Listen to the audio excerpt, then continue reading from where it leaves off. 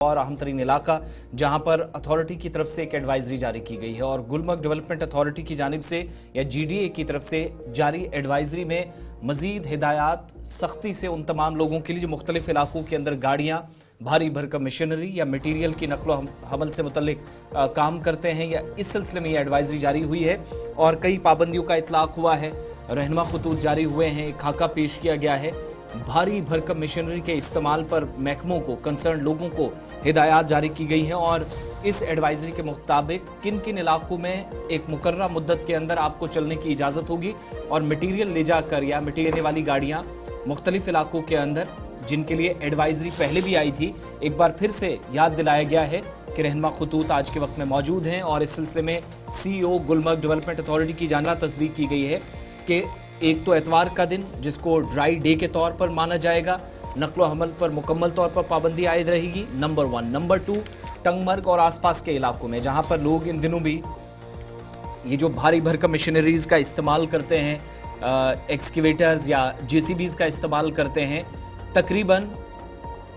इतलात के मुताबिक या इस एडवाइजरी को आप गहराई से देखेंगे तो जो कंस्ट्रक्शन मटीरियल है वो ले जाने की इजाज़त सिर्फ सुबह 9 बजे से शाम 5 बजे के दरमियान होगी और एतवार को जिसको ड्राई डे करार दिया गया है, कोई भी गाड़ी किसी भी तरह का मटेरियल लेकर टंगमर्ग से आगे नहीं जाएगी। ये सिविल अथॉरिटीज ने या जो डेवलपमेंट अथॉरिटी है उसने फाइनल फैसला लिया है। इसके अलावा ये भी कहा गया है कि जो तमाम एग्जीक्यूटिंग एजेंसीज हैं, जो पब्लिक कंस्ट्रक्शन प्रोजेक्ट्स भी अगर कहीं पर चल रहे हैं, बड़े मंसूबे हैं, ढांचे हैं, उनके लिए भी बाज़ाब्ता तौर पर अगर मटीरियल जाता है तो विद इन गाइडलाइंस रहकर और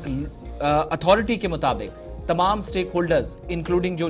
चुनिंदा अवामी नुमाइंदे हैं, मुख्तलिफ इलाकों के अंदर काम करने वाले ऑफिसर्स हैं या जो स्टेक होल्डर्स हैं, उनके साथ भी बाज़ाब्ता तौर पर मुशावरत के बाद ये फैसला लिया गया है। इशफाक डार के पास चलेंगे, मजीद ज़रा इसको समझने की कोशिश करेंगे। इशफाक, आप तक आवाज़ पहुंच रही है?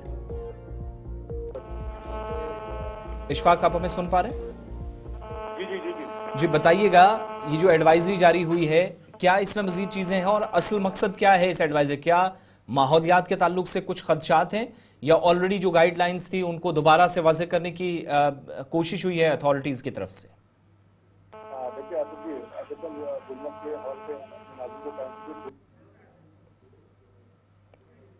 आपकी आवाज़ थोड़ी ब्रेक हो रही है। गुलमर्ग के अंदर,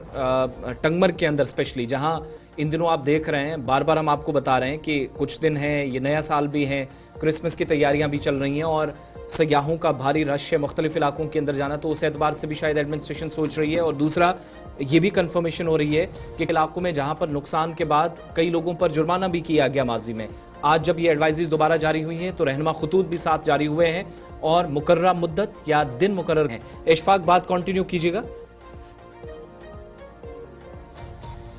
इशफाक, आप अपनी बात कंटिन्यू करें। जी बिल्कुल आसिफ जी, जहां तक हमने देखा कि गुज़श्ता कई बरसों से गुलमर्ग में कई अफसरान ने यहाँ पर चार्ज संभाला गुलमर्ग डेवलपमेंट अथॉरिटी का, और आज पहली दफा ये देखा गया कि जब से ये CEO गुलमर्ग ने चार्ज संभालने उन्हें एक जायजा मीटिंग ली और यहाँ पर कुछ स्टेक होल्डर्स से यहाँ पर शिकायतें जो है दर्ज कराई गई कि यहाँ पर जो है गुलमर्ग में बहुत सारा मटीरियल आ रहा है, और उस हवाले से जांच की गई तो उनका ये मानना है कि अफसर साहब ने बात हुई कि यहाँ पर गुलमर्ग में बादातुर एक बोका का परमिशन होता है, उसके बाद में गुलमर्ग जो है मैन एंड मशीनरी लाई जाती है, और उन्होंने उन खर्चात को दूर करने के लिए गुलमर्ग में सयाहती मुकाम गुलमर्ग में यानी कि टंगमर्ग से लेकर गुलमर्ग तक बाउल में कल ही जाके जो है 2 नाके एस्टेब्लिश किए हैं जो जिन पे जम्मू कश्मीर पुलिस की नजर होगी और जो महकमा GDA गुलमर्ग डेवलपमेंट अथॉरिटी की नजर होगी। और ये कहा गया कि संडे को मुकम्मल कोई भी गाड़ी जो है गुलमर्ग की तरफ रुक नहीं करेंगी क्योंकि सयाहों और मकामी लोग के आने जाने में कोई दिक्कत न हो। और ये भी कहा गया कि अगर कोई भी गाड़ी मटीरियल लेके गुलमर्ग आती है, पहले तस्लीम शुदा परमिशन जो बोका का होगा, जो जिसमें बात तो जम्मू कश्मीर पुलिस की निगरानी भी होगी और महकमा की भी निगरानी होगी। और ये भी यहाँ पर गुलमर्ग में पाया गया है कि कहीं बरसों से अगरचे यहाँ पर लोग जो है रेनोवेशन के लिए बादल पर अप्लाई करते थे, उन्हें रेनोवेशन करने नहीं देते, और काफी सारे होटलर्स